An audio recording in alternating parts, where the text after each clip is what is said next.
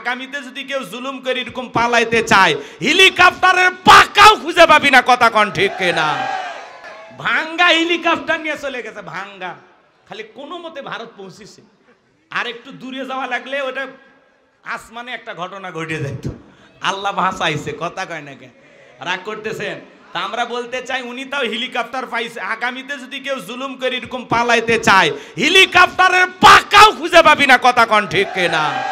আমরা যখন মাহফিলে কথা বলার জন্য যাইতাম ৫-৭ মাস আগেও, যেখানে আমরা মাহফিলে কথা বলার জন্য যাইতাম, আমাদেরকে বলতে, হুজুর সাবধানে কথা বলবেন, ভুলে যাবেন না এলাকা কার। এলাকায় মোটামুটি আমরাই সব, আমরাই ওয়াজ যা করবেন করবেন, খবরদার নেত্রীর বিরুদ্ধে যেন কোনো কথা না হয়। এখন কি আর ওই নেত্রী দরদি আছে ভাই? টর্চ লাইট মেরে চেহারা খুঁজে পাওয়া যাচ্ছে না। কথা বলেন ঠিক কি না? এই জন্য মনে রাখবেন, জুলুম কখনো চিরস্থায়ী হতে পারে। যৌবনের জোর আর ক্ষমতার জোর দুইটাই চিরকাল থাকে না, দুইটারই উত্থান পতন আছে। কথা বলেন না কেন? ইন্নাল্লাহা লা ইয়াহদিল কওমাজ জালিমিন, যারা জালেম আল্লাহ তাদেরকে পছন্দ করে না, আল্লাহ জালেমদেরকে ভালোবাসে না। কথা বলে ঠিক কি না? জালেমদের শেষ পরিণতি হলো পরাজয়, আর মাজলুমদের শেষ পরিণতি হলো বিজয়।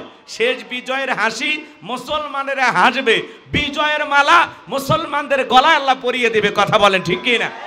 কিন্তু একটু সবর করা লাগবে, ধৈর্য ধারণ করা লাগবে। আমরা অস্থির হয়ে গেছিলাম, এই বুঝি মৃত্যু পর্যন্ত। আরে ভাই, কখন মালিক খেলা ঘুরে দিবে তার সময় লাগবে। তো এই জন্য হা হুতাশ করা যাবে না, একটু অপেক্ষা করেন। যারা জুলুম করেছিল আজকে তারা পরাজিত, আর যাদের উপরে জুলুম করেছিল আজকে তাদেরকে বিজয় দিয়েছেন কে? এই সুন্দর দিন পাওয়াতে খুশি না বেজার? কিন্তু এই সুন্দর দিন পাওয়ার পরে আপনি যদি উল্টো আবার মানুষের উপরে জুলুম করেন, তাহলে আপনিও জালেম। কথা কয় না কে? কিছু জায়গায় আছে না, 2-4 জন জুলুম করা শুরু করছে। কোন দলের আমার বলার দরকার নাই, কিন্তু খালি অনুরোধের ভাষায় বলবো, ভাই ওই 15 বছরের ইতিহাস ভুলে যায়েন না। কথা বলে না কেন? এই জন্য দয়া করে নতুন করে এই দেশে আবার টেন্ডারবাজি, তাজাবাজি, খুন, ধর্ষণ এগুলো আমরা দেখতে চাই না। কথা বলেন ঠিক কি না? রক্ত অনেক দিয়েছি, প্রয়োজন যদি হয় আবারও রক্ত দেব, কিন্তু জালেম মুক্ত বাংলাদেশ করব। কথা বলে ঠিক কি না? এই দেশে আর জুলুম চলবে, চাঁদাবাজি চলবে, টেন্ডারবাজি চলবে, খুন ধর্ষণ চলবে। মাঝে মাঝে এখনো বিভিন্ন জায়গায় খুন হচ্ছে, ধর্ষণ হচ্ছে। কারা করতেছে এটা জাতি জানে না। কথা বলেন না কেন? এজন্য আমরা সতর্ক করে দিতে চাই, সাবধান করে দিতে চাই, ভাই আল্লাহর হস্তে সবাই থেমে যান।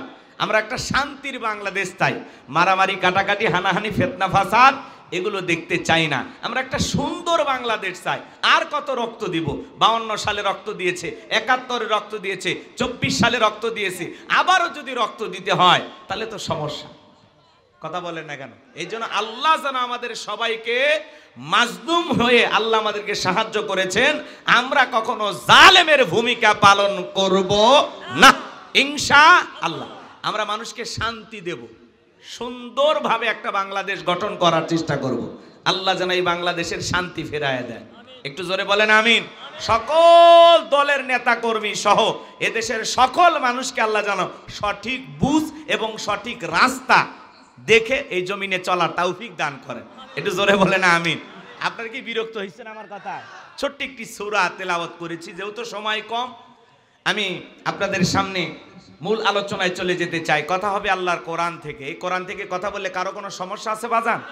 এই কোরআনের মধ্যে কোনো ভেজাল আছে? কোনো মিথ্যা আছে? কোনো ধোঁকা আছে? থাকবে কি করে? কিতাবটি নাজিল করেছেন কে? আল্লাহ রাব্বুল আলামিন বলেন, যালিকাল কিতাবু লা রাইবা ফীহি।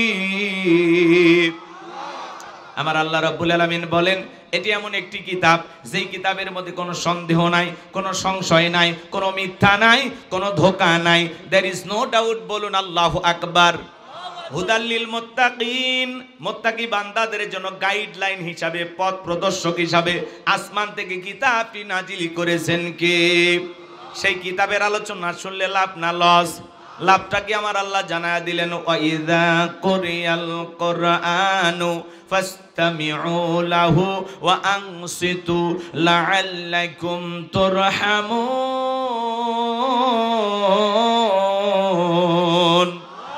সূরা আরাফ আয়াত নাম্বার 204। আমার আল্লাহ রাব্বুল আলামিন জানিয়ে দিলেন, তোমাদের সামনে যখন কোরআন পাঠ করা হয়, কোরআনের আলোচনা করা হয়, চুপ করে কান লাগিয়ে মনোযোগ সহকারে কোরআনের কথাগুলো শ্রবণ করো।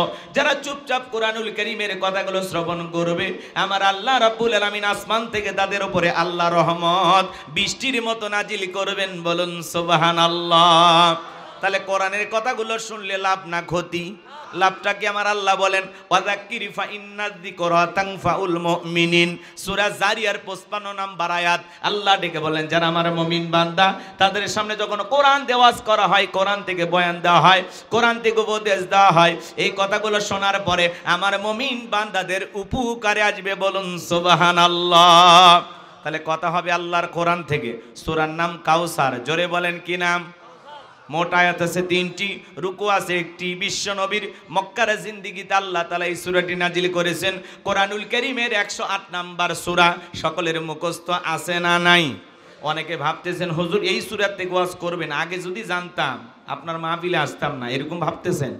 আচ্ছা বলেন তো বাজান, পরিচিত পথে পথ চলতে সহজ হয় না কঠিন হয়? পরিচিত মানুষের সাথে কথা বলে ভালো লাগে না খারাপ লাগে?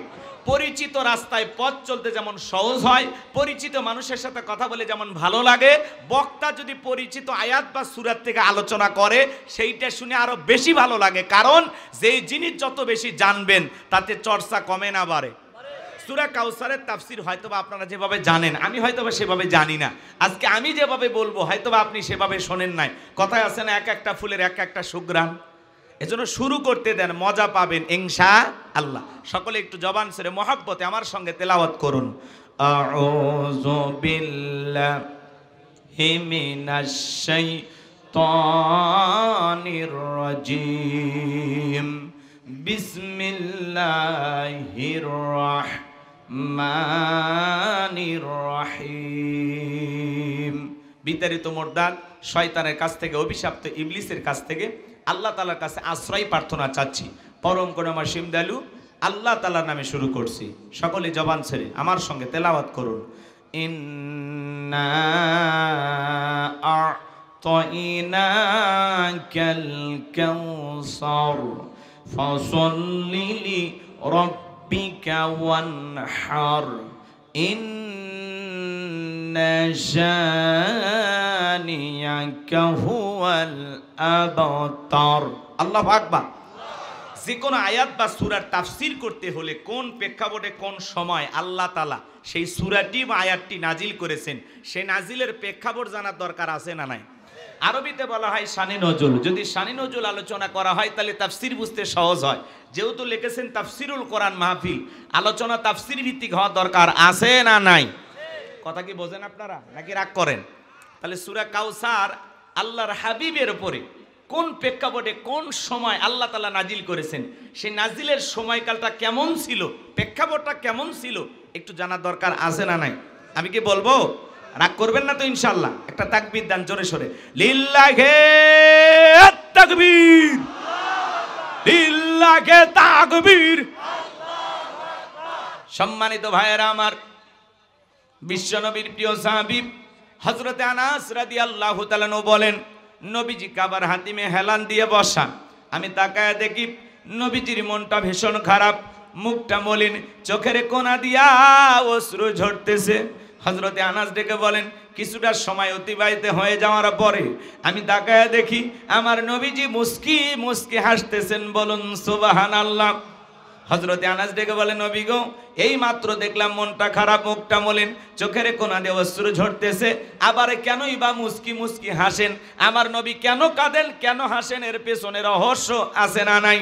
নবীজির কান্না করার কারণ হলো নবীজির কলিজার টুকরা ছেলে সন্তানগুলো জন্ম নেয়, আর এক এক ছেলে সন্তানগুলো মারা যায়। আবুল কাসেম মারা যায়, আবু তাহের মারা যায়, ইব্রাহিম মারা যায়। বাবা হিসাবে নবীর মনেও কষ্ট লাগে কি না?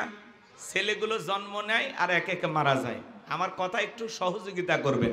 আমি করবো ওয়াজ, আপনারা দেবেন আওয়াজ, জবাব দিবেন ঠিক ঠিক, আলোচনা হবে কমপ্লিট। শ্রোতাদের স্পিরিটে বারে বক্তার হিট, আলোচনা হবে জায়গা মতো ফিট। আগে বলতাম কিছু আছে প্যান্ডেলে, কিছু আছে অ্যাঙ্গেলে, এখন আর অ্যাঙ্গেলে না, যা বলবো সব ডাইরেক্ট। অ্যাঙ্গেলে বলার দিন শেষ, ডাইরেক্ট বলার বাংলাদেশ। কথা বলে ঠিক কি না? ভয় আছে? তাহলে একটু কথা বলে সহযোগিতা করেন। আপনারা সবাই পুরুষ মানুষ তো, একটু জোরে সোরে আওয়াজ দিয়ে বুঝাইন যে আসলে আপনারা পুরুষ।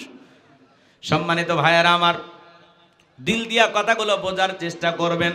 নবীজির ছেলে সন্তানগুলো জন্ম নেয় আর একে একে ছেলে সন্তানগুলো মারা যায়, এই জন্য বিশ্ব নবীর মনটা বড় খারাপ।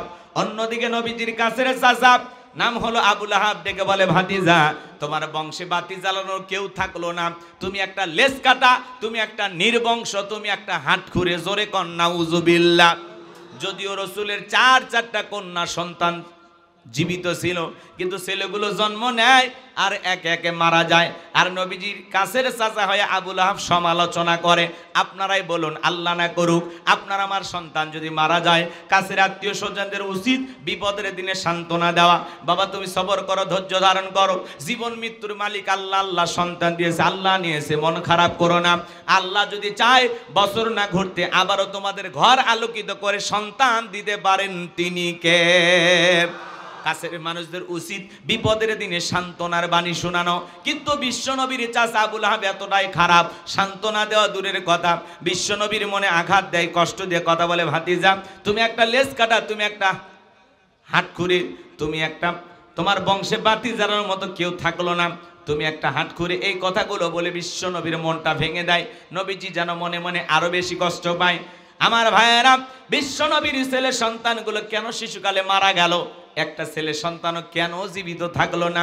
আল্লাহ তাআলা এই পৃথিবীর জমিনে অনেক পয়গাম্বরকে পাঠিয়েছিলেন, তাদের সন্তান জীবিত ছিল যৌবন পর্যন্ত, প্রাপ্ত বয়স হওয়া পর্যন্ত, কিন্তু বিশ্বনবীর একটা ছেলে সন্তানও কেন জীবিত থাকলো না? আল্লাহ তাআলা কেন তাদেরকে শিশুকালে উঠিয়ে নিলেন? এর পেছনে কারণ আছে না নাই? নবীজির ছেলে সন্তানগুলো শিশুকালে বিদায় নেওয়ার পিছনে কারণ আছে তিনটি। জোরে বলেন কয়টি? নবীর উম্মত হিসেবে জানতে মনে চায় না কি সেই তিনটি কারণ, কি সেই তিনটি রহস্য? কারা কারা শুনবেন দুই হাত তুলে আল্লাহকে দেখান, লিল্লাহে তাকবীর, হাত নামান। সম্মানিত ভাইয়েরা আমার, এখনই যদি আমি তিনটি কারণ বলা শুরু করি তাহলে 3 নাম্বার আয়াতের আলোচনা করা লাগবে। আমি কি 1 নাম্বার আয়াত বাদ দিয়ে 3 নাম্বারে যাব, নাকি আস্তে আস্তে শুরু করা যাক? ধৈর্য আছে তো ভাই? ধৈর্য আছে তো ইনশাআল্লাহ? সম্মানিত ভাইয়েরা আমার, দিল দিয়া কথাগুলো বোঝার চেষ্টা করবেন। নবীজির সম্মান মর্যাদা কত আমরা অনেকে বুঝি না। এক জায়গায় ওয়াজ করলাম, ভাই বলেন তো আমাদের নবীর নাম কি? বলে হুজুর আব্দুল কাদের জেলানি। পীর সাহেবের নাম মুখস্থ আছে, কিন্তু নবীর নামটা বলতে পারেন, এমনও কপাল পোড়া আছে না নাই? ভালো করে দিল দিয়ে কথাগুলো বোঝার চেষ্টা করবেন। একে তো সন্তান হারানোর ব্যথা, কাফেরদের সমালোচনা, অন্যদিকে সাহাবায়ে কিরাম যারা ইসলাম ধর্ম গ্রহণ করে, কাফের বেঈমানরা তাদের উপর নির্যাতন ও জুলুমের স্টিম রোলার চালায়। হযরতে বেলাল তখনও কালেমা পড়ে মুসলমান হন নাই। নবীজি রাতের বেলায় দারুল আরকামে বসা, বিশ্ব নবীর দরবারে হযরতে বেলাল উপস্থিত হয়ে গেলেন। নবীজির চেহারার দিকে তাকাইয়া ডেকে বলেন, নবী গো, আপনার চাইতে সুন্দর মানুষ আমি জীবনে কোনো দিন দেখি নাই, বলুন সুবহানাল্লাহ। আপনার আমার নবী কতটা সুন্দর ছিলেন জানেন? হযরতে জাবের রাদিয়াল্লাহু তাআলা বলেন, পূর্ণিমার রাত আমি রাসূলের বাড়িতে গিয়েছিলাম, সেদিন দেখেছিলাম চাঁদ উদয় হয়েছে 2টা, একটা চাঁদ আসমানে আর একটা চাঁদ জমিনে।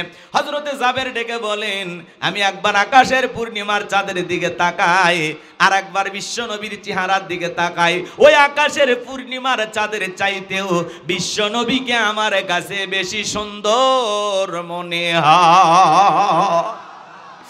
আম্মা জান আয়েশা আরো ডেকে বলেন, যারা ইউসুফ নবীর চেহারার দিকে তাকাইয়া মিশরের নারীরা ফল কাটতে গিয়ে আঙ্গুল কেটে ফেলে দিয়েছিল, ওরা যদি আমার বিশ্ব নবীর চেহারার দিকে তাকাইতো, শুধুমাত্র আঙ্গুল নয়, আঙ্গুল কাটতে কাটতে, হাত কাটতে কাটতে কখন যে নিজের কলিজা কেটে দুফাক করে দিত, মুহূর্তের জন্য টের পাইতো না।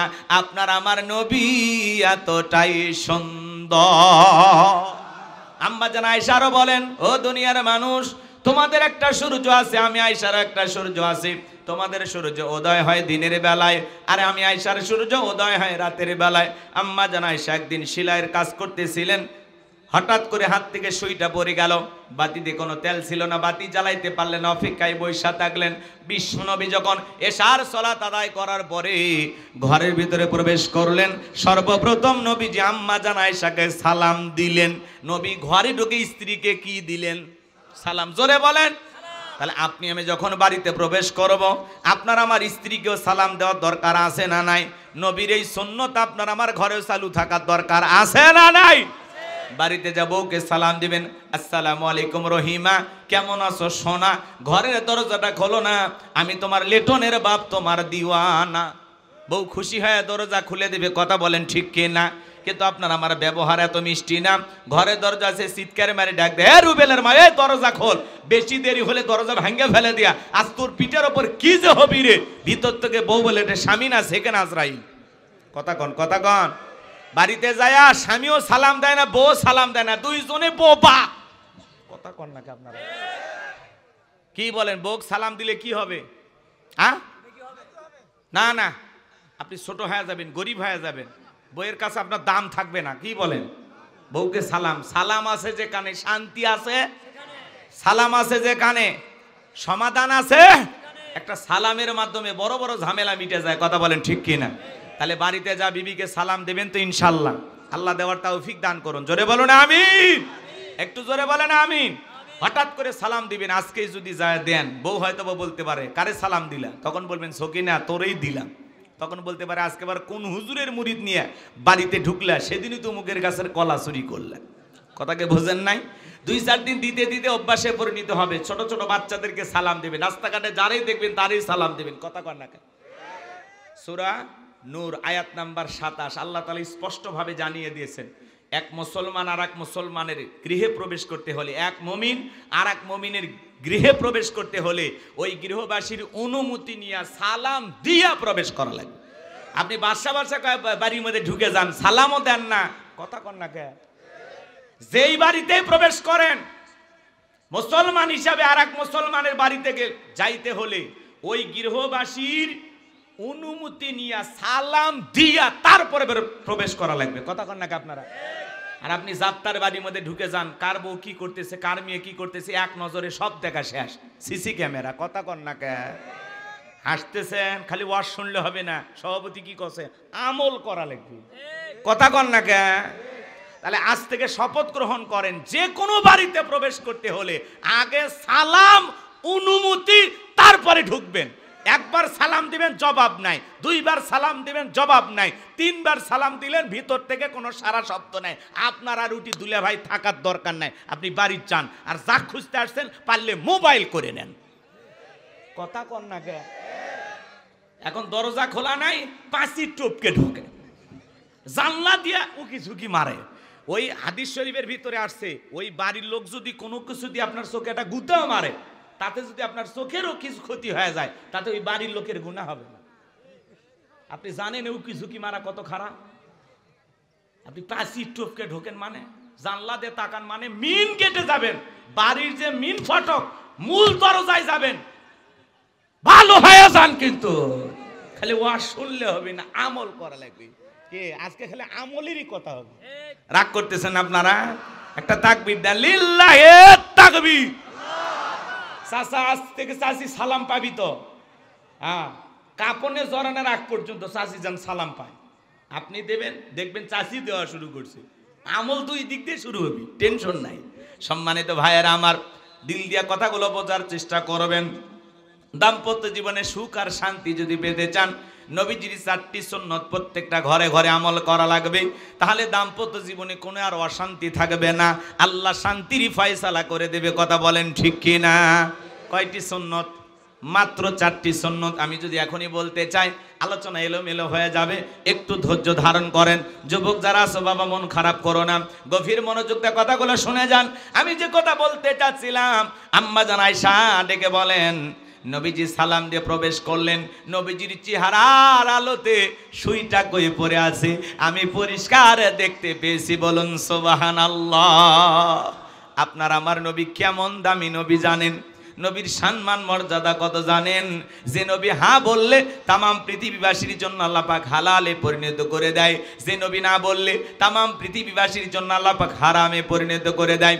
নবী যেই পথে হেঁটে যায় সুগন্ধি বের হয়, নবীজি থুতু নিক্ষেপ করলে সেখান থেকে সুগন্ধি বের হয়। নবীজি যখন ঘেমে যেতেন, আম্মা জানেরা নবীজির দেহের ঘামগুলো শিশির ভিতরে জমা রাখতেন। বিশেষ দিনে নবীজির দেহের ঘামগুলো সুগন্ধি হিসাবে ব্যবহার করা হতো। বলুন সুবহানাল্লাহ। সুবহানাল্লাহ। হযরতে আনাস ডেকে বলেন, নবীজির দেহের ঘামের চাইতে দামি সুঘ্রাণ আমি জীবনে কোনোদিন নাকে পাইনি, বলুন সুবহানাল্লাহ। নবীজি ওযু করলে ওযুর পানি দিয়ে সুগন্ধি বের হয়ে যায়, সুবহানাল্লাহ বলেন। কেমন নবী পাইছি জানেন? যে নবী আসমানের চাঁদের দিকে ইশারা করলে চাঁদ দুই টুকরো হয়ে যায়, জমিনে পা তুললে মাওলা পাকের আরশে আজিমে পৌঁছে যায়। যেই ছাগলের স্তনে দুধ নাই, দুধে পরিপূর্ণ হয়ে যায়।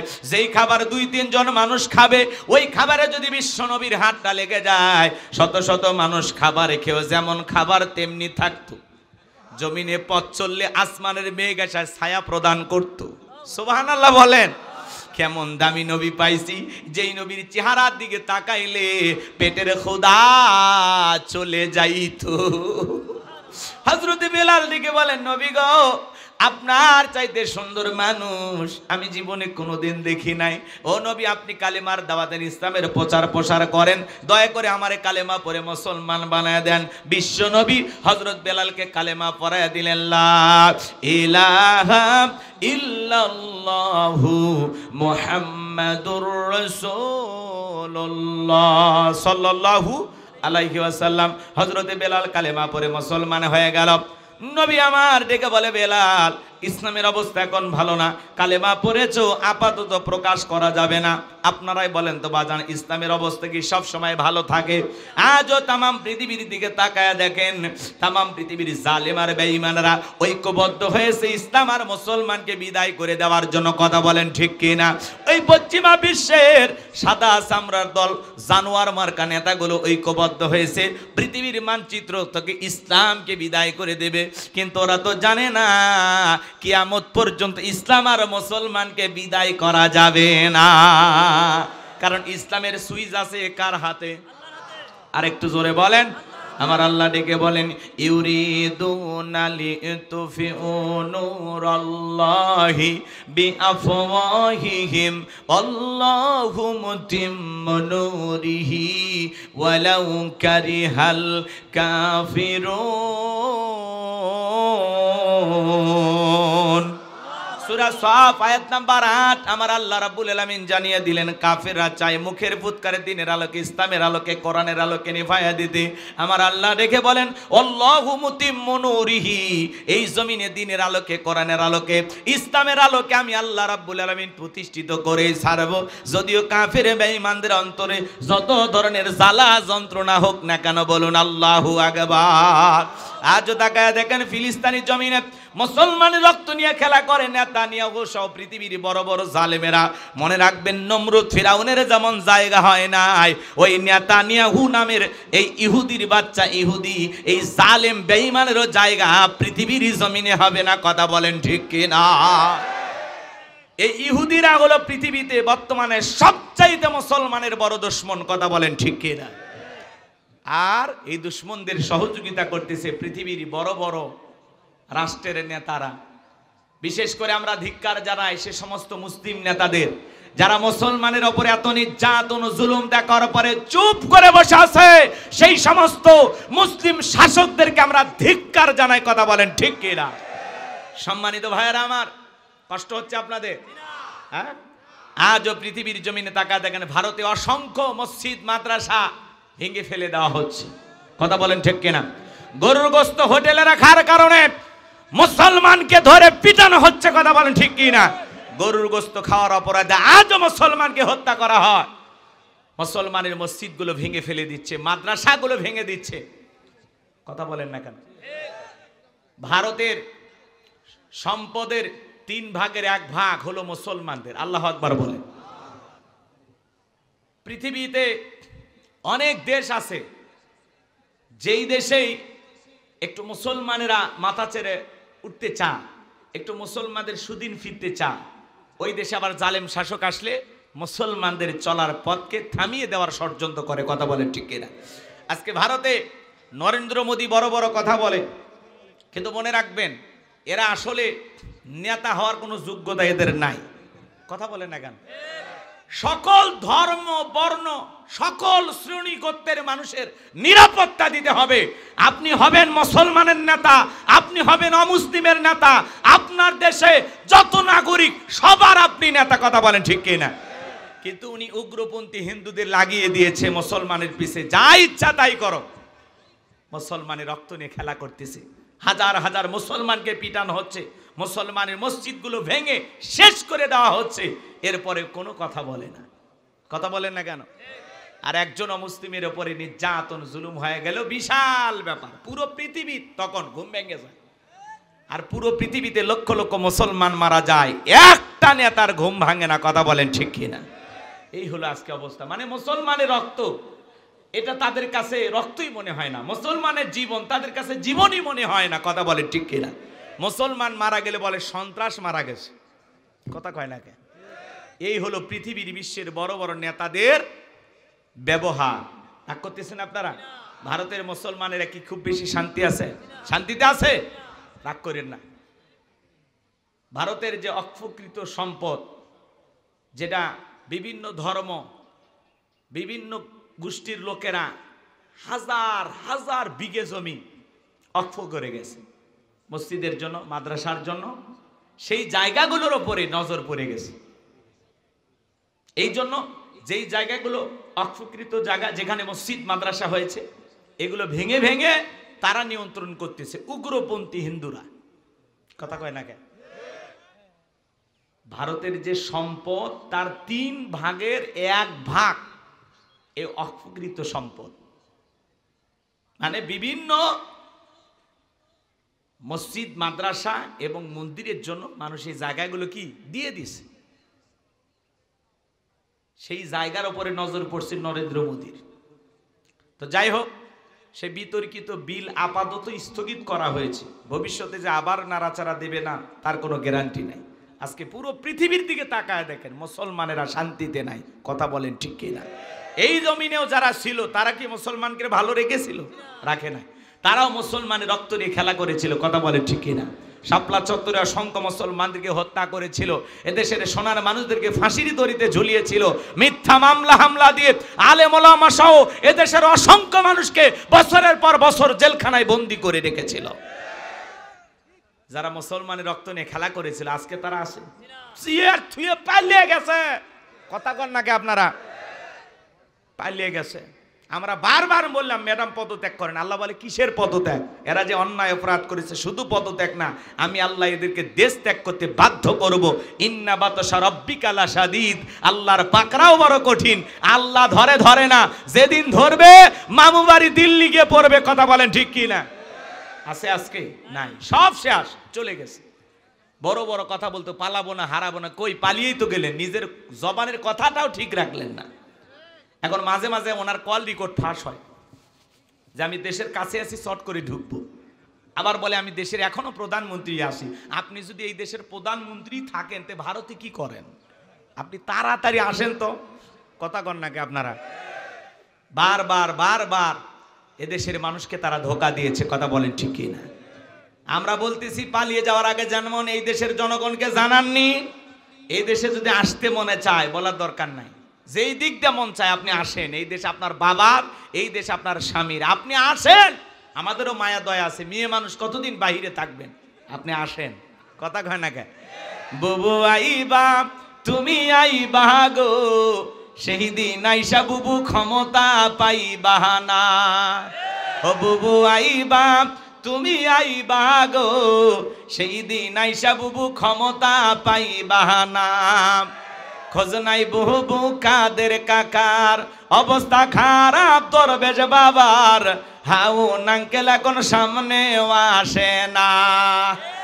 নেতা কর্মী সব জেলের ভিতর, আমি আসি ডরের ওপর, কখন জানি আসে গ্রেপ্তারি পরোয়ানা। বুবু আইবা তুমি আইবা গো, সেই দিন আইসা বুবু চিয়ার পাইবা না। ক্ষমতার চেয়ার থেকে নামা সহজ, কিন্তু ওই চেয়ারে ওঠা কঠিন। কথা বলেন ঠিক কিনা? আর আমরা আগামীতে সিদ্ধান্ত নেব, আর যাই হোক কোন নারীকে এই দেশের প্রধানমন্ত্রী বানানো যাবে না। যে নারী এই দেশের জনগণকে রেখে পালিয়ে যায়, এমন নারীকে আর নেত্রী বানানো যাবে না। কথা বলেন না কেন? মেয়ে মানুষের রাগ বেশি, দেখেন না স্বামীর সাথে ঝগড়া লাগে হাঁড়ি পাতিল ভেঙে ফেলে দেয়, স্বামী তুলে আছাড় মারে, রাগ করে সংসার থুইয়া বাপের বাড়ি চলে যায়, রাগ কইরা 20 কোটি জনগণ রাইখা দেশ থুইয়া পালিয়ে গেছে। তাহলে সিদ্ধান্ত নেন আগামীতে আর যাই হোক নারীকে এই দেশের প্রধানমন্ত্রী বানানো যাবে না। কারা কারা আগামীতে পুরুষ নেতা চান হাত তুলে দেখা, লিল্লাহি তাকবীর। হাত নামান। নারীদের দেখার দিন শেষ, আগামীতে পুরুষের বাংলাদেশ। যেই দলেরই হোক পুরুষ চাই, পুরুষ। কথা ক্লিয়ার না ভেজাল আছে? তাই বলে উনি আছে থেকে রাগ করবেন না, বেগম খালেদা জিয়ার হিসাব আলাদা। কারণ উনি কখনো এই দেশের মানুষকে বিপদে ফেলে পালিয়ে যায়নি, জেল খেটেছেন, অসুস্থ হয়ে দেশে পড়েছিলেন, দেশ ছাড়েনি, বাপের বেটি। ওনার হিসাবই আলাদা। কথা কম, ওনার সাথে এনার হিসাব যায় না। আল্লাহ দেখেন কি সম্মান দিয়েছে, রাজকীয় ভাবে বিমানে চড়ে বিদেশে গেছে চিকিৎসা নেওয়ার জন্য, আর একজন ভাঙ্গা হেলিকপ্টার নেপে নবী আমার ডেকে বলে, বেলাল ইসলামের অবস্থা এখন ভালো না, কালেমা পড়ে আপাতত প্রকাশ করা যাবে না। হযরতে বেলাল ডেকে বলে, নবী গো আমার জীবনের কোনো দাম নাই, আমার মনি বোমাইকে বলেছিলাম উট দুম্বা ছাগল পেশাব পায়খানা করে দেয়, এই ঘরে থাকতে আমার বড় কষ্ট হয়।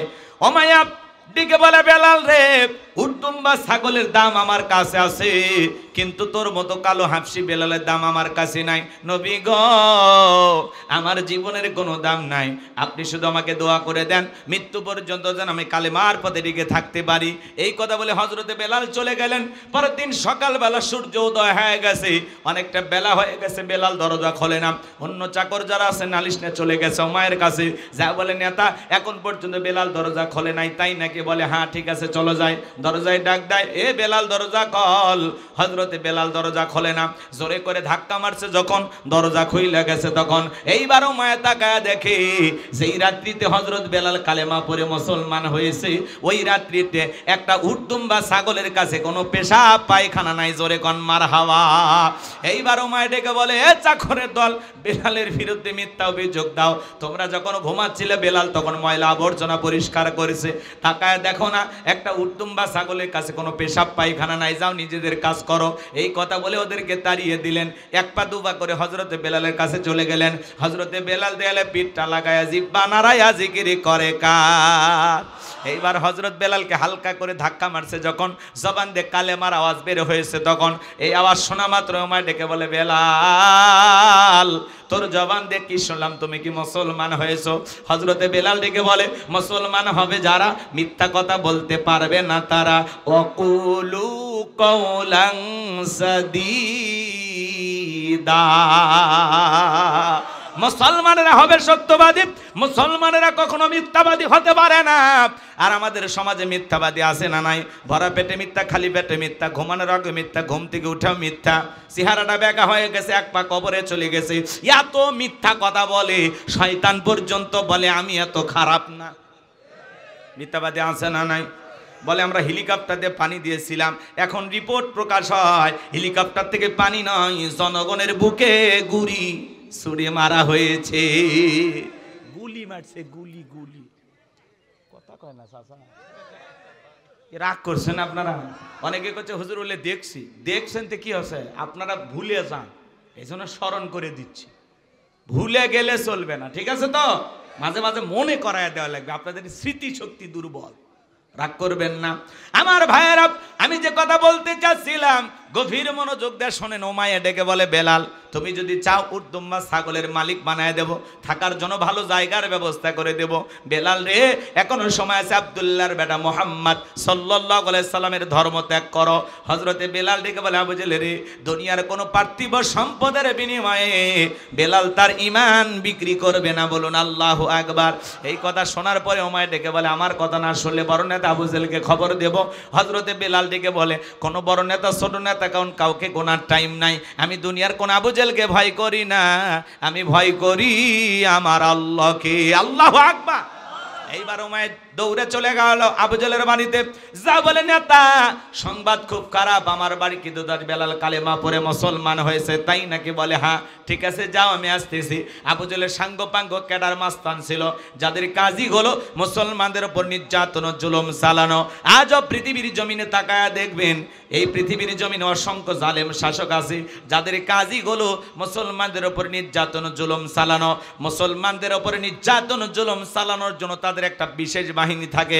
ওরা তখন টার্গেট করে করে টুপিওয়ালা দাড়িওয়ালা আলেমদেরকে পৃথিবীর জমিন থেকে বিদায় করে দেওয়ার জন্য ষড়যন্ত্র করে। আমার ভাইয়েরা গভীর মনোযোগ দিয়ে কথাগুলো শুনবেন। আবু জেল কিভাবে মুসলমানদের উপর নির্যাতন জুলুম চালাইতো বলতে গেলে লম্বা সময় হবে, যেহেতু মাগরিবের আগে এত সময় আমি পাবো না, সংক্ষিপ্ত করে একটু বলে দিয়ে যায় বাজান। এইবার আবু জেলে চলে গেল ওমায়ের বাড়িতে, যায় বলে বেলাল এইদিকে আয়। এ বেলাল এসব কি শুনছি তুমি নাকি মুসলমান হয়েছে? বলে হ্যাঁ যা শুনেছেন সত্য, আমি মুসলমান হয়েছি। এই কথা শোনার পরে আবু জেল দিকে বলে বেলাল তুমি যদি চাও উর্দম বা ছাগলের মালিক বানায় দেব, থাকার জন্য ভালো ঘরের ব্যবস্থা করে দেব, ব্যবসা বাণিজ্য যদি করতে চাও দেড়হাম টাকা পয়সা যা লাগে ব্যবস্থা হবে। বেলাল তুমি চাইতে দেরি, তোমার চাহিদাটা পূরণ করতে দেরি করব না, আমাদের একটাই শর্ত নবী মুহাম্মাদের কালেমা ছেড়ে দাও। আবু জেহেলের কথা শোনার পরে হযরতে বেলাল ডেকে বলে আবু জেহেল রে, দুনিয়ার সব সম্পদ যদি আমি বেলালকে দিতে চাও, দুনিয়ার সব সম্পদ ছাড়তে রাজি, বিশ্ব নবীর কালেমা ছাড়তে রাজি নাই। বলেন আল্লাহু আকবার। বেলালের মতো যারা খাঁটি ইমানদার এরা টাকার কাছে বিক্রি হতে পারে না। মুনাফিক মার্কা মুসলমান যারা টাকার কাছে বিক্রি হয়, তারা টাকা পাইলে বৈধকে অবৈধ বলে ফতুয়া দেয়, অবৈধকে বৈধ বলে ফতুয়া দেয়। টাকা পাইলে বাতিলের পাঁচ চাটা গোলাম হয়, টাকার জোরে ওদের ফতুয়া ঘরে। টাকা পাইলে উল্টা পাল্টা কথা বলে। কথা বলেন না কেন? রাগ করতেছেন নাকি আপনারা? সম্মানিত ভাইয়েরা আমার, দিল দিয়া কথাগুলো বোঝার চেষ্টা করবেন আমি যে কথা বলতে চাচ্ছিলাম। এইবার আবু জেহেল দিকে বলে বেলাল এত বড় লোভনীয় প্রস্তাব দিলাম রাজি হইলা না, সোজা আঙ্গুলে ঘিউ না উঠলে আঙ্গুলে একটু বাঁকা করা লাগবে।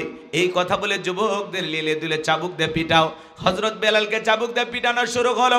ওরা যত জোরে চাবুক মারে বেলাল তত জোরে কালেমা পড়ে। চাবুক দিয়ে পিটাইতে পিটাইতে কালো চামড়া গুলো ফেটে রক্ত ঝরতেছে। ইসলামের প্রথম মুয়াজ্জিন হযরতে বেলাল। আবু জেহেল দিকে বলে বেলাল রে, চাবুক দিয়ে মারতে মারতে কালো চামড়া গুলো ফেটে রক্ত ঝরে, তবু কি নবী মুহাম্মাদের কালেমা ত্যাগ করবি না? হযরতে বেলাল ডেকে বলে আবু জেহেল রে, মারতে মারতে যদি মেরেও ফেলে দাও জীবনটা দিতে রাজি, নবীজির কালেমা ছাড়তে রাজি নাই। বলুন সুবহানাল্লাহ। আবার ভাইয়েরা এইবার আবু জেহেল ডেকে বলে বেলাল রে, আমার কথা যখন শুনলি না, আরো কত ভয়ঙ্কর শাস্তি তোর জন্য অপেক্ষা করতেছে, এইবার দেখবি।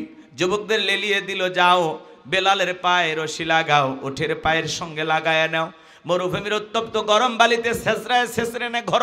তাই করা গরব হযরতে বেলালের পায়ে রশি লাগাইয়া উঠের পায়ের সঙ্গে বেঁধে মরুভূমির উত্তপ্ত গরম বালিতে ছেঁচড়ায় ছেঁচড়ে নে ঘোরা হলো। আরবের বালিগুলো এত গরম, চাল দিলে মরি হয়ে যায়, এত উত্তপ্ত গরম বালি। সেই গরম বালিতে ছেঁচড়ায় ছেঁচড়ে নে ঘোরা গেল। পাবলা গাছের কাঁটাগুলো জিব্বার ভিতরে পেরেকের মতো মারা গেল।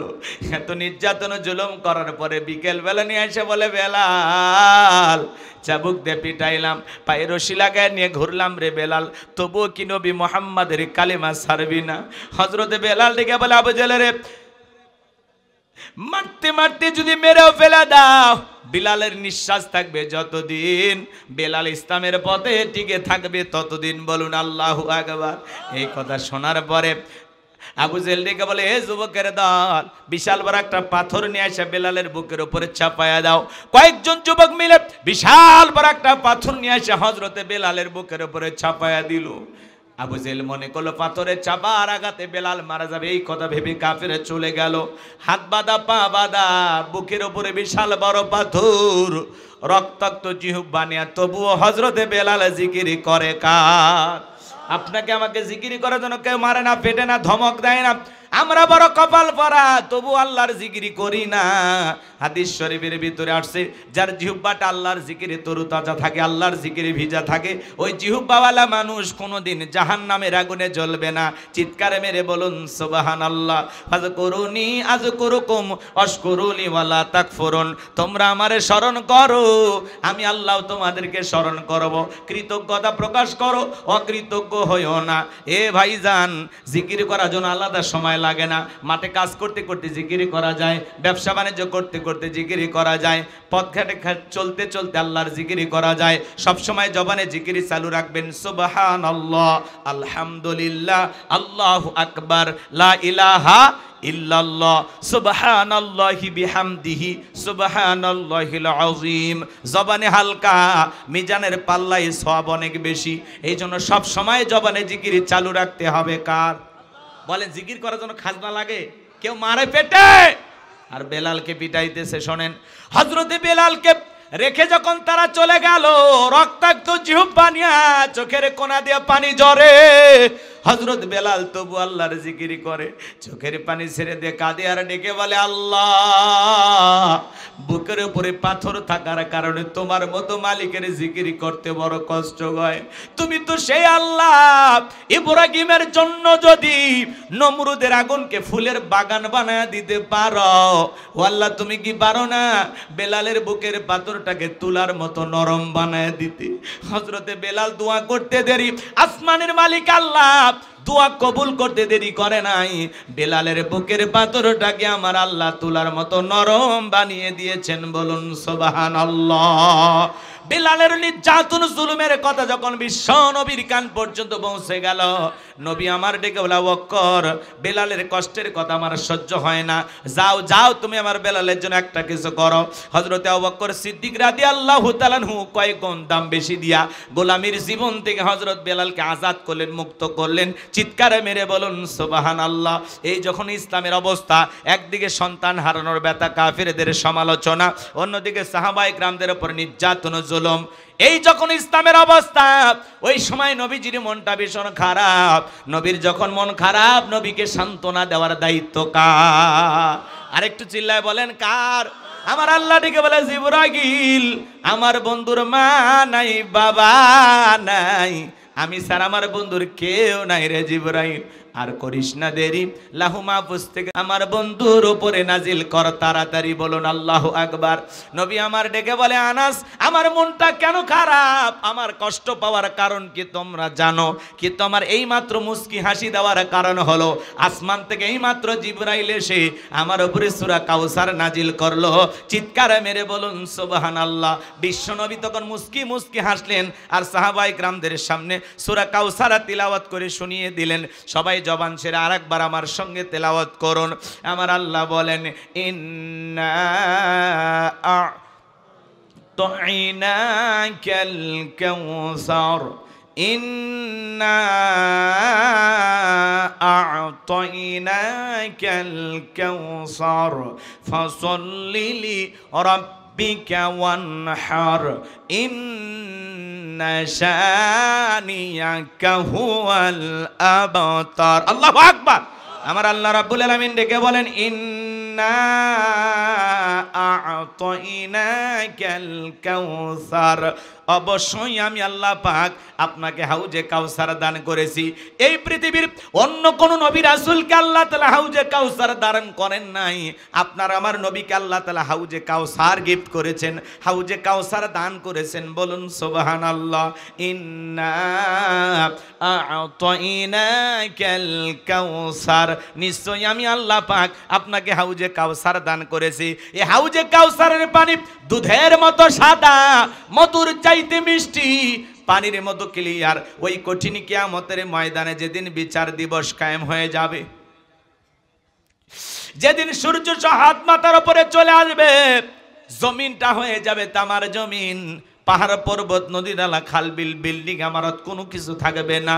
কুল্লু মান আলাইহা ফান, এই পৃথিবীর জমিনের সবকিছু আল্লাহ তাআলা ধ্বংস করে দেবেন। ওই কঠিন কিয়ামতের ময়দানে যেদিন বেঈমানদের জিহ্বা নাভি পর্যন্ত ঝুলে আসবে, বিচার দিবসের একদিন হবে 50,000 বছরের সমান। যেদিন ভাই ভাইয়ের পরিচয় দেবে না, ইয়াউমা ইয়াফিরুল মারউ মিন আখি ওয়া উম্মিহি ওয়া আবি ওয়া সাহিবাতিহি ওয়া বানি। ওই কঠিন কিয়ামতের ময়দানে ভাই ভাইয়ের কাছ থেকে পালিয়ে যাবে,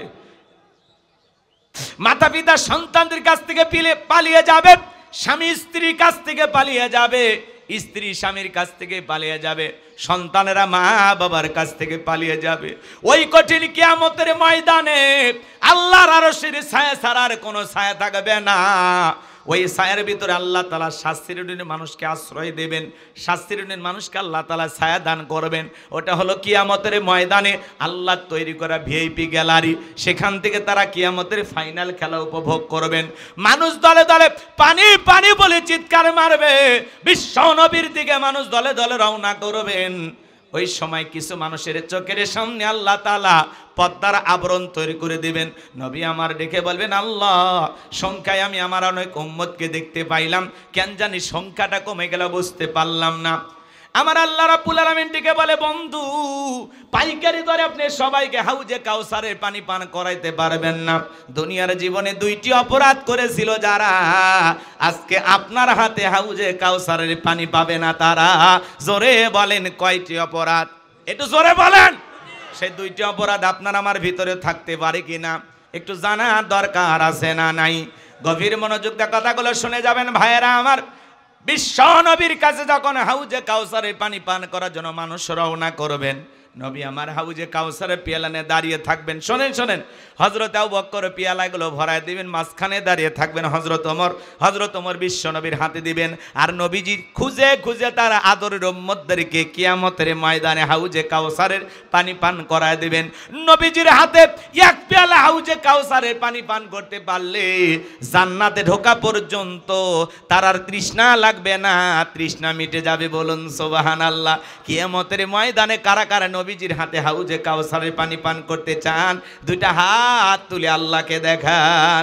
আল্লাহ কিয়ামতের ময়দানে আমাদের সবাইকে নবীজির হাতে হাউজে কাউসারের পানি পান করার তৌফিক দান করুন। জোরে বলুন আমিন। আর একটু জোরে বলেন আমিন। সেই সৌভাগ্যবান ব্যক্তিদের তালিকা আল্লাহ আমাদের নামগুলো লিখে নেন। জোরে বলেন আমিন। কষ্ট হচ্ছে আপনাদের? বিরক্ত হইতেছেন? হাত নামান। হাউজে কাউসারের পানি চাইলেই তো পাওয়া যাবে না।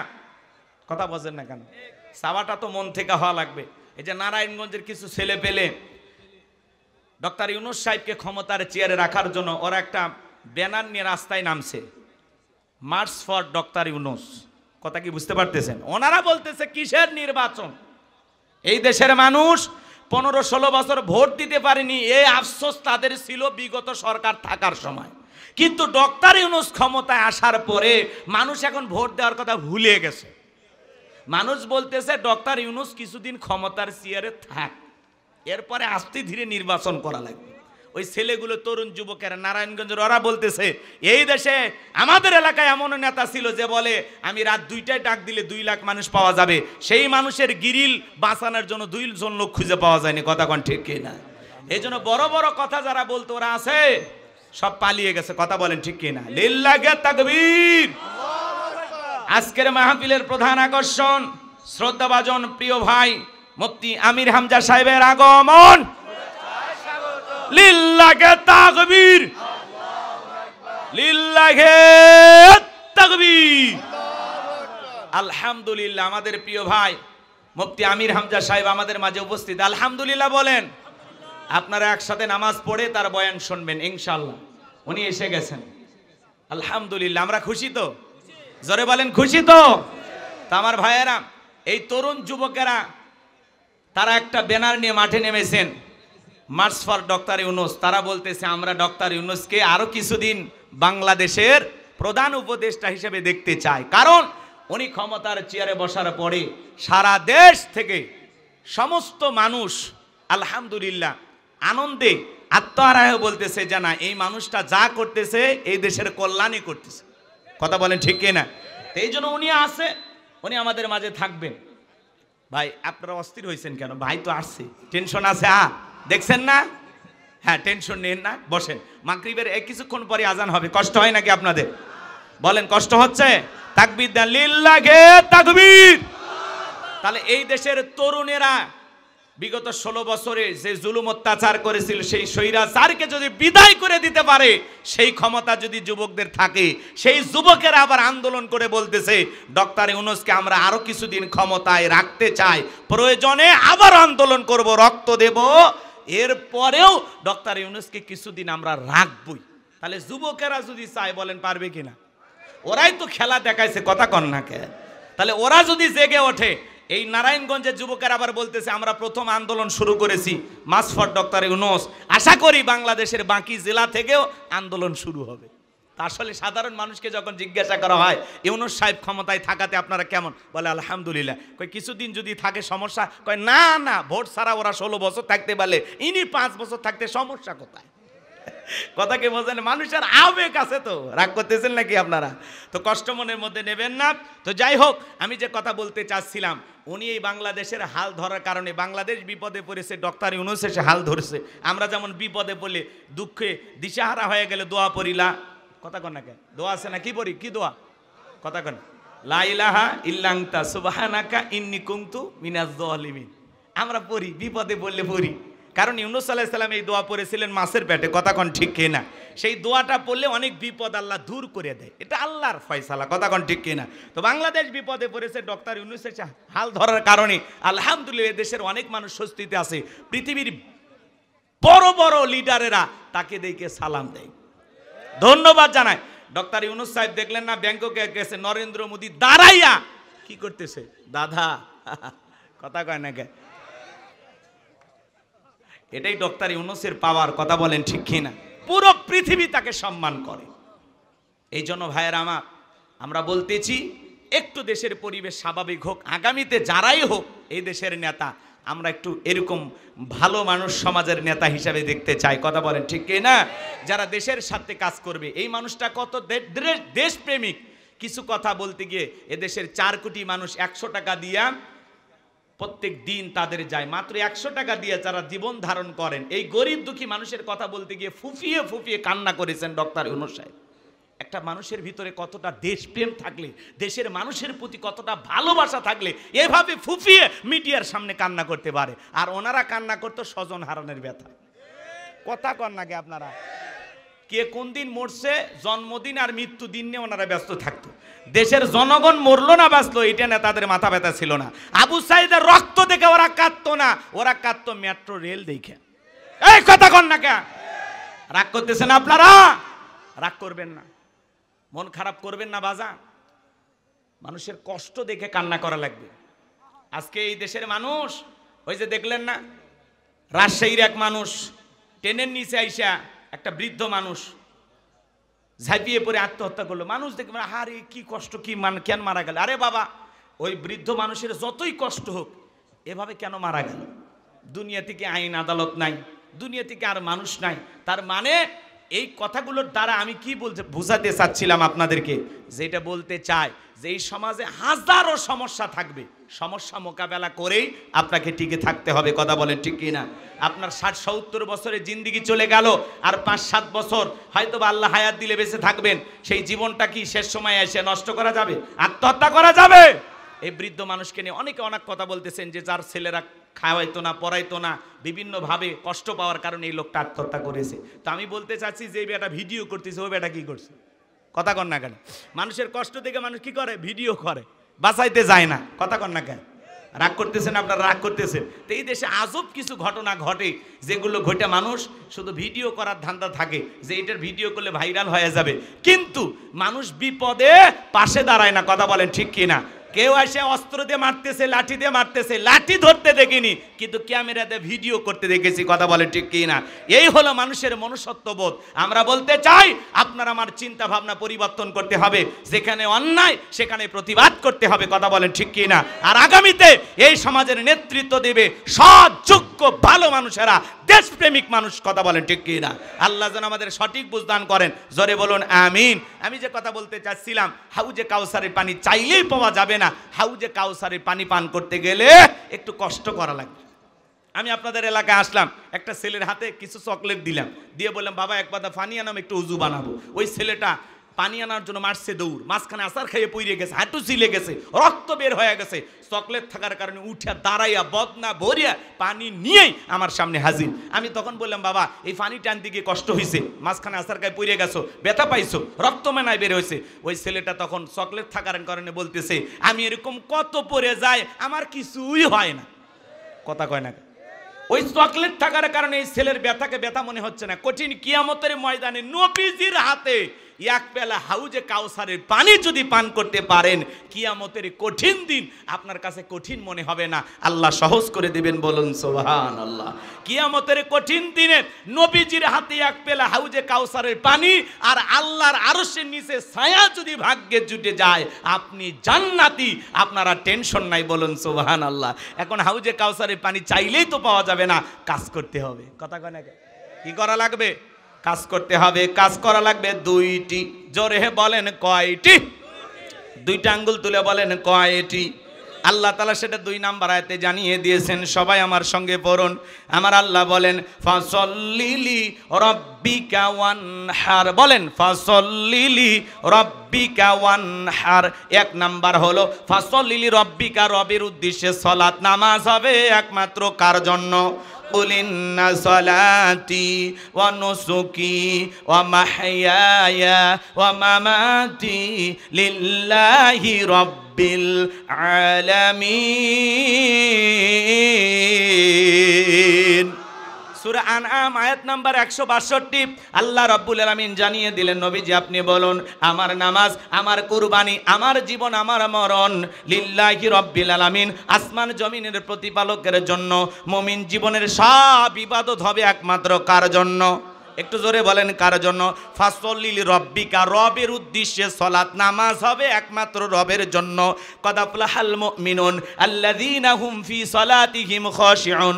অবশ্যই মুমিনেরা সফল যারা নিজেদের সালাত বিনয়ের সহিত, নম্রতার সহিত আল্লাহর ভয় নিয়ে আদায় করে। তাহলে আপনি আমি যখন সালাত আদায় করব, ভয় থাকতে হবে কার? তাহলে নামাজের মতো আদায় করা লাগবে। আমার আল্লাহ বলেন, ফালিয়াবুদু রাব্বা হাযাল বাইত الذي أطعمهم من جوع وآمنهم من خوف। আমার আল্লাহ রাব্বুল আলামিন বলেন, এই ঘরের মালিকের ইবাদত করো। ইবাদত যদি ইবাদতের মতো হয়, বান্দা নামাজ যদি নামাজের মতো আদায় করতে পারো, আমি আল্লাহ তাআলা 2টা জিনিস তোমাদেরকে দেব। যে বান্দা 5 ওয়াক্ত সালাতে মাথা নত করে আমি আল্লাহকে সিজদা দেবে, ওই বান্দাকে আমি আল্লাহ 2টা জিনিস দেব। 1 নাম্বার হলো তার রিজিকের টেনশন করা লাগবে না, আমি আল্লাহ তার রিজিকের ব্যবস্থা করব। যে বান্দা 5 ওয়াক্ত সালাতে মাথা নত করে আল্লাহকে সিজদা দেবে, ওই বান্দার জন্য রিজিকের ব্যবস্থা করবেন কে? আল্লাহ। আপনাদের এলাকায় একটা প্রাণী বের হয় রাত 1টা 2টার দিকে, গভীর রাতে কু কইয়া চিল্লায়, শিয়াল পণ্ডিত, নাম শোনেননি? বলেন ওর নামে তারাস বাজারে কি ব্যাংকের অ্যাকাউন্টে টাকা জমা আছে? আজান হয়ে গেছে, ঠিক আছে, আচ্ছা ঠিক আছে, জি জি, এদিকে খেয়াল করেন, ওটা বাসা করবেন না। এই ছেলেবেলে ওযু নাই বাবা, শোনেন, থামেন, কষ্ট হচ্ছে আপনাদের। আগামীকাল এদিক শোনেন, আগামীকাল এই মসজিদটা কি হবে? কথা কনে, ভিত্তি স্থাপন করা হবে। এই জন্য 10-এর লাঠি 1-এর বোঝা। যদি মনে করেন আপনারা একটু সহযোগিতা করবেন, একটু সহযোগিতার হাত বাড়ানোর দরকার আছে না নাই? আমরা এই জায়গায় জামাতের সহিত নামাজ পড়বো ইনশাল্লাহ। ভাই বসেন রব আছে না নাই? মেয়েটা কলেজে গেল, একা একা ফিরবে নাকি জামাই সাথীরা ফিরবে, ভয় আছে না নাই? মেয়েটা স্কুলে গেল, ভালোভাবে ফিরবে নাকি কারো লালসার শিকার হবে, ভয় আছে না নাই? আজকে সমাজে চুরি ডাকাতি দুর্নীতির ভয় আছে না নাই? রাগ করতেছেন আপনারা? 54 বছর হয়ে গেল স্বাধীনতার, আজ পর্যন্ত কোন নেতা চুরি বন্ধ করতে পারছে? এমন কোন রাত বাংলাদেশে যায়নি যে রাতে চুরি হয়নি, খুন হয়নি, ধর্ষণ হয়নি। কথা বলে না কেন? চুরি দুর্নীতি বন্ধ করতে হলে লাগবে কার আইন? মানুষের তৈরি করা আইন দিয়া, মানুষের তৈরি করা তন্ত্র মন্ত্র দিয়া চুরি বন্ধ করা যাবে? চুরি বন্ধ করতে হলে লাগবে কার আইন? আজ থেকে 1500 বছর আগে আল্লাহ আইন দিয়েছেন, ওয়াসারিকু ওয়াসারিকাতু ফাকতউ আইদিয়াহুমা জাযাআম বিমা কাসাবা নাকালাম মিনাল্লাহ। সূরা মাইদার 38 নম্বর আয়াতে আল্লাহ আইন দিয়েছেন, 1500 বছর আগে চোর পুরুষ হোক আর নারী হোক, আল্লাহর বিধান, আল্লাহর ফয়সালা, অপরাধ প্রমাণিত হলে চোরের হাত কেটে দাও। একটা চোরের হাত কেটে বাইতুল মুকাররমের সামনে নিয়ে এসে সোশ্যাল মিডিয়ার মাধ্যমে যদি আমরা ফালাও করে প্রচার করতে পারতাম যে বাংলার পার্লামেন্টে আইন পাশ করা হলো, চুরি করলেই চোরের হাত কেটে দেওয়া হবে, একটা চোরের হাত কেটে দেন, বাংলাদেশের সমস্ত চোরেরা তওবা করে আল্লাহর ওলি হয়ে যাবে। কিন্তু কে শোনে কার কথা? আজও গেল না মনের ব্যথা। এখন উচিত কথা যদি কই, পিঠের ওপর দিয়া যাবি মই। এ আনন্দে কিছু লোক কিনে খাবে বগুড়ার স্পেশাল দই। যত দোষ নন্দ ঘোষ, সত্যটা বললে দোষ, করলে অন্যায়ের প্রতিবাদ, নামটা হবে তোমার মৌলবাদ, নামটা হবে তোমার জঙ্গিবাদ। কে শুনবে আপনার কথা যে আল্লাহর আইন চালু করতে হবে? কোন নেতা আল্লাহর আইন চালু করতে চায় না, কারণ আল্লাহর আইন চালু হয়ে গেলে বোতল খাওয়া হবে না, দুর্নীতি করা হবে না। কথা বলেন, সরিষাই ভূত। নেতা আল্লাহর আইন চালু করলে ও বলবে বাপরে বাপ, প্রথমে আমার হাত কাটা যাবে, কারণ এই হাত দিয়ে কোটি কোটি টাকা দুর্নীতি করে বিদেশে পাচার করেছে। এই যে যারা ক্ষমতায় ছিল, 11 লক্ষ কোটি টাকা দুর্নীতি করে বিদেশে পাচার করেছে। কথা বলেন ঠিক কিনা? আজকে হাজার হাজার বিঘে জমি যারা জোর করে দখল করেছিল, ব্যাংকের অ্যাকাউন্টে টাকা বোঝাই করে রেখেছিল, আজকে আছে সব রেখে ফেলে গেছে। কথা কন না আপনারা? আছে গ্যারেজে 5-10 কোটি টাকা গাড়িগুলো পড়ে আছে, এমপি মন্ত্রী নাই, সব ফেলে গেছে। কথা বলেন না কেন? মন্ত্রীরা সব কোথায় গেল, এমপিরা সব কোথায় গেল, কোথায় কাদের কাকা? ওদের সারা দেশটা এখন লাগে ফাঁকা ফাঁকা। পালাবো না, পালাবো না, পালাবো না, যাই না তাদের দেখা, ওদের সারা দেশটা এখন লাগে ফাঁকা ফাঁকা। আইন মন্ত্রী আটকে গেল আইনেরই ফাঁকে, দাড়ি সারা দরবেশটারে ভণ্ড ভণ্ড লাগে। শুনেছি ভাই কত নেতা নেত্রী খাইতেছে ভাই ডান্ডা, বিচারপতি কালামানিকের ফাটিয়েছে নাকি আন্ডা। এটা আমার খবর না, মিডিয়ার খবর। এই বিচারপতি শামসুদ্দিন মানিক আল্লামা সাইদি হুজুরকে মৃত্যুদণ্ডে রায় দিয়েছিল। আমরা বলতে চাই ওই বিচারপতি নামের কুখ্যাত কালামানিককেও ওই একই ট্রাইব্যুনালে মৃত্যুদণ্ডের রায় দিতে হবে।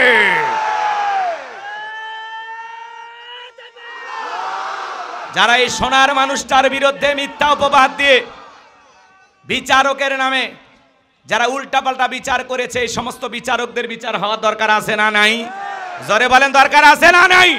এই সেই বিচারপতি মানিক 116 জন আলেমের তালিকা করে দুদকের কাছে জমা দিয়েছিল। আমার মতো গাইবান্ধার ভাঙ্গা মানুষ, রোল নাম্বার ছিল 23, সিরিয়ালে আমার নাম্বার কত? যারা আলেমদের তালিকা করেছিল আজকে তারা বিনা তালিকায় জেলখানায়। কথা বলেন ঠিক কিনা? এই খেলা কার? জোরে বলেন, এই খেলার কার? পলকের ঝলক গেল থামিয়ে নেটের চাকা, ওদের সারা দেশটা এখন লাগে ফাঁকা ফাঁকা। কোথায় গেল সংসদেতে মমতাজের গান, কোথায় গেল হযরত বলা স্বামী ওসমান? 70-80 রাকাত তাহাজ্জুদ পড়তো, বিরাট বড় আল্লাহর ওলি দাবি করতো, 41 সাল পর্যন্ত টিকে থাকার স্বপ্ন দেখেছিল। 24 সালের 5 আগস্টে ভাগ্যে কি আছে আল্লাহর ওলিরা জানতো না। খেলাকে খেলাকার বলেন? রাগ করতেছেন আপনারা? তাহলে ফাসল্লিলি রব্বিকা ওয়ানহার, রবির উদ্দেশ্যে সালাত আদায় করলে, রবির উদ্দেশ্যে নামাজ আদায় করলে, আর আল্লাহর বিধান দিয়া এই জমিনটা পরিচালনা করলে তাহলেই শান্তি, তাহলেই মুক্তি।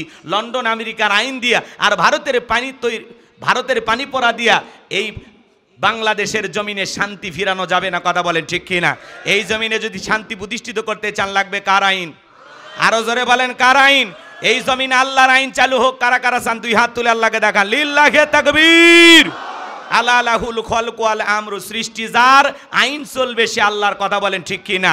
আল্লাহর বিধানেই শান্তি, আল্লাহর বিধানে মুক্তি। মানুষের তৈরি করা নিয়ম নীতি দিয়া 56,000 বর্গ মাইলের 56 ইঞ্চি মাটিতেও শান্তি প্রতিষ্ঠিত করা সম্ভব হবে না, হবে না। শান্তি প্রতিষ্ঠিত হবে সেই দিন, আল্লাহর বিধান এই জমিনে চালু হবে যেই দিন। কথা ক্লিয়ার না ভেজাল আছে? তাহলে নামাজি হওয়া লাগবে। নামাজি হব তো ইনশাল্লাহ। আর নামাজি হয়ে এই জমিনে কার আইন চালু করতে চায়? আল্লাহ যেন কবুল করেন। জোরে বলেন আমিন। তাহলে 5 ওয়াক্ত সালাত শুধু মসজিদটা সুন্দর করলে হবে না, ওই মসজিদে গিয়ে 5 ওয়াক্ত সালাত নিয়মিত আদায় করব তো ইনশাল্লাহ। আল্লাহ সবাইকে 5 ওয়াক্ত নামাজি বানায় দেন। জোরে বলেন আমিন। তাহলে হাউজে কাউসারে পানি পান করতে গেলে দুইটি কাজ। এক নাম্বার হলো ফাসল্লি লিরাব্বিকা, রবের উদ্দেশ্যে সালাত, আর দুই নাম্বার ওয়ানহার, রবের উদ্দেশ্যে কুরবানি।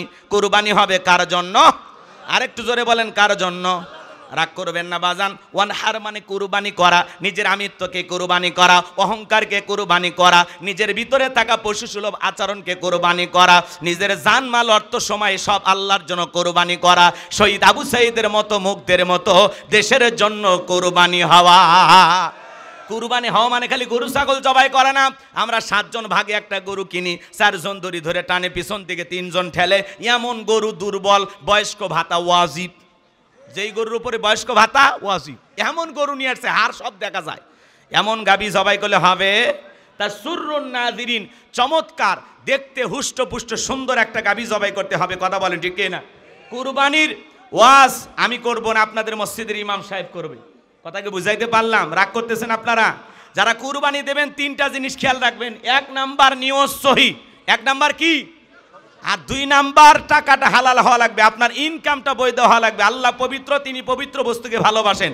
আর 3 নাম্বার ফাসল্লি লিরাব্বিকা ওয়ানহার, আগে নামাজ পড়ো তারপরে কুরবানি করো। তাহলে আল্লাহর জন্য কুরবানি করতে রাজি আছেন তো ইনশাআল্লাহ? আমাদের কুরবানি হবে কার জন্য? আর একটু জোরে বলেন, কার জন্য? লিল্লাহি তাকবীর। আজকের মাহফিলের প্রধান আকর্ষণ, প্রধান মেহমান, প্রধান তাফসীর কারক আমাদের প্রিয় ভাই মুফতি আমির হামজা আমাদের মাঝে উপস্থিত। লিল্লাহি তাকবীর, লিল্লাহি তাকবীর।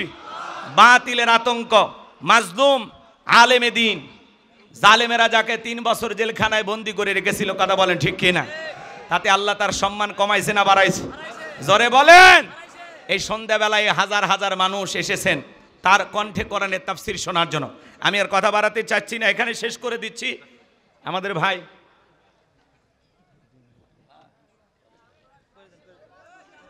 এই ভাবে বস, ঠিক আছে ঠিক আছে, অস্থির হয় না, এদিক খেয়াল করেন। রাগ করতেছেন আপনারা? তাহলে শেষ আয়াতের শেষ কথাটা কি ছিল আমি 1 মিনিট পরে বলতেছি, এদিকে খেয়াল করেন।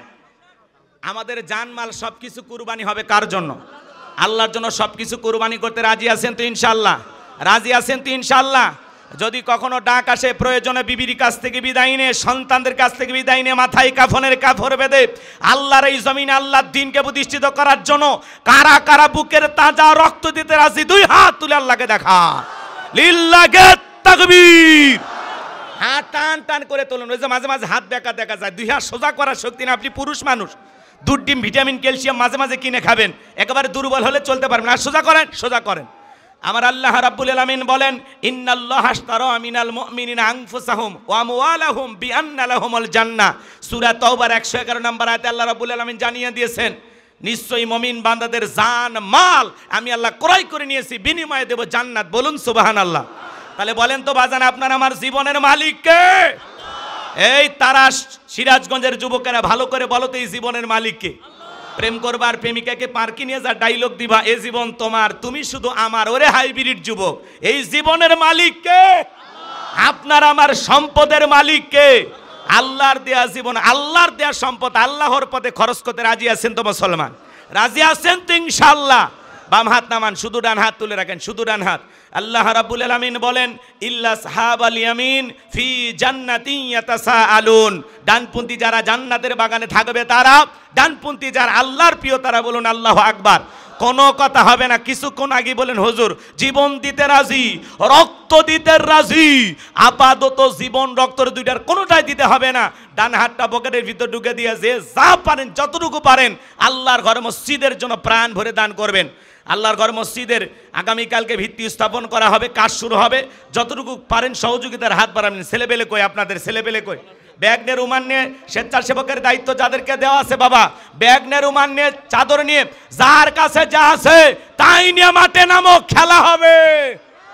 ছেলেবেলে কই? ছেলেবেলে কই আপনাদের? ছেলেবেলে কই? খুব দ্রুত, খুব দ্রুত, খুব দ্রুত গতিতে ঝড়ের বেগে 1-2 মিনিটের মধ্যে কালেকশন শেষ করবে। এ বাবা, এই ব্যাগ নিয়ে তাড়াতাড়ি তাড়াতাড়ি সবাই পকেটে হাত দেন, সবাই নিজের পকেটে হাত দেন। অন্য কারো পকেটে হাত দিয়ে পকেট মেরে বলে মার খাবেন না। সবাই পকেটে হাত দেন, সবাই পকেটে হাত দেন, আমিও দিচ্ছি, দেন। নিজের পকেটে হাত দেন, যা পারেন যতটুকু পারেন দেন। আল্লাহ সবাইকে দেওয়ার তৌফিক দান করুন। জোরে বলুন আমিন। আর একটু জোরে বলুন আমিন। আমিও দিলাম, আপনারাও দেন। আল্লাহ সবাইকে দেওয়ার তৌফিক দান করুন। আমার হাতে 500 টাকা, 1000 টাকা, 2, 4, 5, 10 হাজার যারা দিবেন দেন। অনেক ইটের প্রয়োজন। এখানে একটা মসজিদের অবস্থা দেখেছেন, টিনের মসজিদ, মাটির মসজিদ, একটু সহযোগিতা করবেন।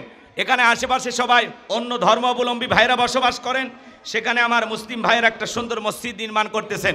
10-এর লাঠি 1-এর বোঝা। আল্লাহ সকলকে সহযোগিতা করার তৌফিক দান করুন। সভাপতি গণ্যমান্য ব্যক্তিবর্গ যারা আছেন তাড়াতাড়ি দেন, পকেটে হাত দেন, 2-1 মিনিটের মধ্যে দেন, খুব দ্রুত গতিতে। ছেলে পেলে বাবা ব্যাগ নে, রুমান নে, তাড়াতাড়ি তাড়াতাড়ি। আপনারা যারা পারেন পকেটে হাত দেন, আল্লাহর হস্তে হাত দেন, আল্লাহর ঘরের জন্য বাজান, আল্লাহর ঘর মসজিদের উন্নয়ন কল্পে যে যা পারেন যতটুকু পারেন সাধ্য অনুযায়ী দান করেন। আগামীকালকে মসজিদের ভিত্তি স্থাপন হবে ইনশাআল্লাহ।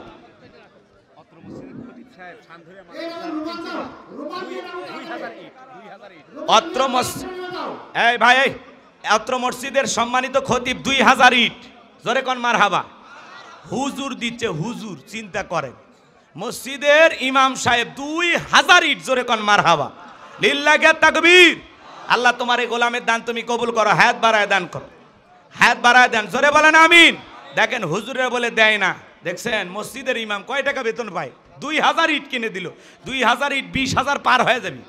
কথা কন, কি কলিজাওয়ালা ইমাম পাইছেন আপনারা। আল্লাহ ইমাম সাহেবের হায়াতে তৈয়বা সিয়াতে কুলিয়ে দান করেন, তার সম্মান আল্লাহ বৃদ্ধি করে দেন, জোরে বলেন আমিন।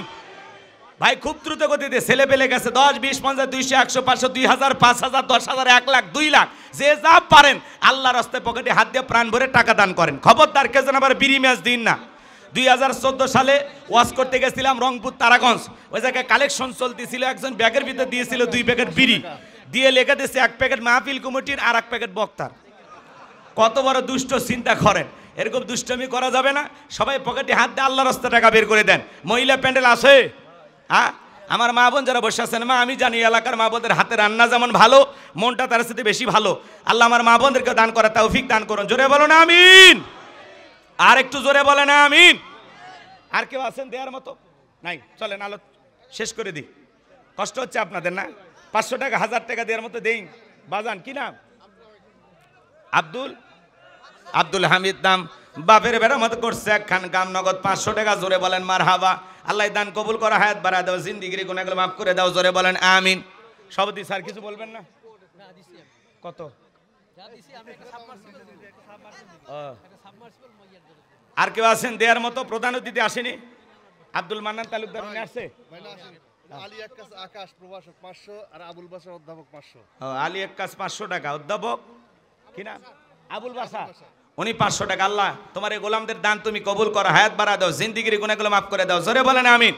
2-1000 ইট দিলে দিতে পারেন। কেউ আছেন যে হুজুর আমি ইট দেবো, আমি 5 বছর সেমেন্ট দেবো, 5 ওয়াক্ত নামাজকে মহব্বত, বলেন ঠিক কিনা? বিশ্ব নবীর অপমান সইবে না রে। কেউ যদি আমারে গালি দাও মাইনে নেব, আমার বাপকে গালি দাও মাইনে নেব, কিন্তু বিশ্ব নবী হলেন আমাদের কলিজার টুকরা নবী, যে নবীর চরিত্রের সার্টিফিকেট আল্লাহ দিয়ে বলেন ওয়াইন্নাকা লাআলা খুলুকিন আযীম। নবী গো আপনি হলেন পুত পবিত্র মহান চরিত্রের অধিকারী। যে নবী 63 বছরের জিন্দেগিতে একটি মিথ্যা কথা বলেননি, সেই নবীকে যারা ব্যঙ্গ করবে, কুরুচিপূর্ণ ভাষায়, বাজে ভাষায় গালি দেবে, ওই সমস্ত নাস্তিক বেঈমানদেরকে ধইরা ওদের বুকের উপরে চইরা জিহ্বা টান দিয়ে ছিঁড়ে কুকুরকে খাওয়ায় দেব। কথা বলে ঠিক কিনা? নবীজির অপমান মেনে নেওয়া হবে না। নবীর জন্য কারা কারা জীবন দিতে প্রস্তুত, হাত তুলে দেখান। লিল্লাহি তাকবীর। মুনাজাত পর্যন্ত থাকবেন তো ইনশাআল্লাহ?